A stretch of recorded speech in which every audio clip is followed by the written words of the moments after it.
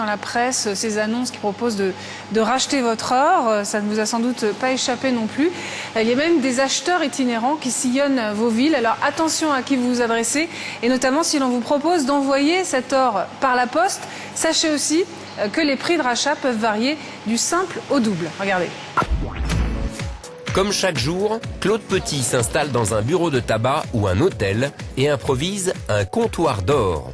Son métier, négociant en or, itinérant. Dans la mesure où il transporte de l'argent liquide et de l'or, son visage restera invisible. Mon bureau mobile, le voici. J'ai 3 fioles, du 21, du 18 et du 14 carats. Et aussi une balance de précision, une calculette et un ordinateur pour les contrats. Je rachète tous les bijoux en or, du 14 au 20 carats. Je rachète aussi tout ce qui est hors dentaire, avec dents ou sans dents.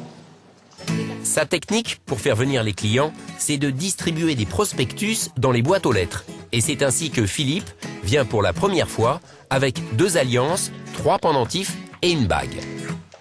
C'est des choses qu'on m'a offertes mais que je porte pas. En plus, étant donné que je suis dans le milieu hospitalier, je n'ai pas le droit de porter de bijoux. Et on va faire un petit test, d'accord? Et pour vérifier la teneur en or des bijoux, Claude Petit se livre à une petite expérience de chimie. Alors là, je vais vous prélever un petit peu de poussière d'or pour voir si c'est bien du 18 carats. Donc la poussière d'or est prélevée. Maintenant, on va regarder directement avec l'acide. C'est une goutte d'acide qui va donner le verdict. Ça n'a pas disparu, c'est de l'or. 12,4 grammes d'or contre 135 € en espèces. Donc c'est bon, ça me convient.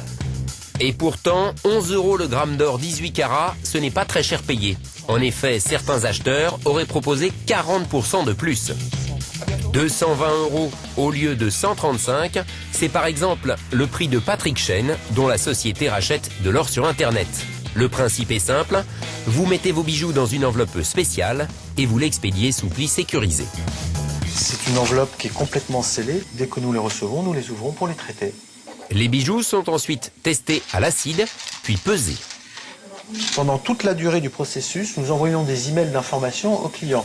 Nous envoyons un email comme quoi nous avons envoyé un kit, nous envoyons un email comme quoi nous avons reçu des objets et qui sont en cours d'évaluation. Nous envoyons l'offre d'achat. Et une fois que l'offre d'achat, si elle est acceptée, nous envoyons des informations avec le numéro de chèque ou la référence du virement qui a été faite. Et s'il est refusé, nous envoyons la référence du courrier par laquelle nous avons envoyé les objets. Mais attention, si vous décidez de récupérer les bijoux, vous risquez de les retrouver en plus mauvais état que vous ne les avez envoyés. C'est la seule chose qu'il faut savoir, c'est qu'à des fins d'évaluation, comme vous l'avez vu, on peut être amené à démonter les gemmes, les bagues, les montres ou à donner des coups de lime dans un bijou. Donc nous renvoyons les bijoux tels qu'ils sont après l'évaluation. Et pour éviter pièges et arnaques, n'envoyez jamais vos bijoux à une société qui n'est pas basée en France ou qui n'affiche pas clairement ses tarifs. Après les acheteurs itinérants et les sites internet, les bijoutiers sont une 3e voie à ne pas négliger. En effet, ils sont les seuls à expertiser les bijoux au-delà du simple poids. C'est une petite bague. C'est une marquise, non? C'est une marquise, oui. voilà. C'est une marquise. C'est une bague qui pèse à peu près 7,6 grammes. Si vous décidez de la mettre au feu, c'est une bague qui vous reviendrait dans les 150 € de métal. Ah bah plus, oui. Ouais. Alors que moi, en fait, cette bague, je la destine à être revendue. Oui. Et c'est une pièce que moi, je vais vendre plus dans les 1200, 1300 €. D'accord. Donc, je pourrais vous en donner à peu près dans les 800, 850. En réalité, c'est très réducteur que d'aller estimer la valeur d'un bijou à son poids d'or. On va dire que ça va être vrai pour une certaine catégorie. Vous avez une certaine catégorie de bijoux, comme des bijoux qui ont été faits à la machine, qui effectivement, s'ils sont rachetés, ça va correspondre à leur poids de métal en fonction du cours du jour. En ce moment, après, chacun va le racheter en fonction du pourcentage qu'il souhaite prendre. En revanche, la plupart des beaux bijoux ont des valeurs par rapport à leur travail, par rapport à leur époque, par rapport à la rareté et à la demande aussi du marché. Si le cours de l'or est une bonne occasion pour vendre ses bijoux, n'oubliez pas de prendre le temps de comparer les prix qui peuvent varier du simple au double. Si vous optez pour la solution Internet, n'envoyez jamais vos bijoux à l'étranger.